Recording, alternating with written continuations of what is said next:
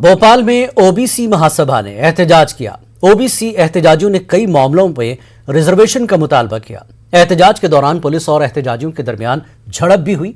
बड़ी तादाद में सिक्योरिटी जवानों ने भीड़ को काबू किया। एहतजाजी सीएम हाउस की जानिब कूच करना चाहते थे।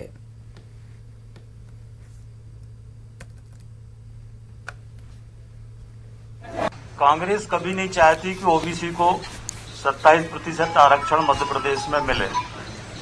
ये सिर्फ कांग्रेस का राजनीतिक एजेंडा है।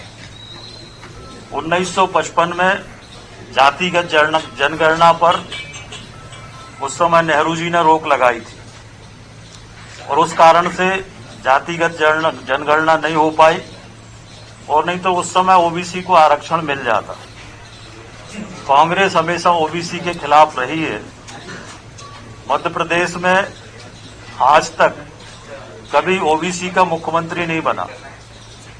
ओबीसी जो हमारा पिछड़ा वर्ग आयोग है, उसको संवैधानिक दर्जा देने का काम भारत सरकार ने पहली बार किया है।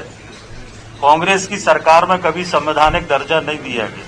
कांग्रेस के जमाने में तो दलील दी गई और कांग्रेस ने 27% ओबीसी किया, 10% जो है वो सवर्णों का किया, लेकिन बीजेपी ने वहाँ ठीक से वकालत नहीं की, वहाँ ठीक से प्लीड नहीं किया, जिसकी वजह से हाई कोर्ट ने निर्णय दिया है। और इसमें बीजेपी सरकार की, शिवराज सरकार की मिली भगत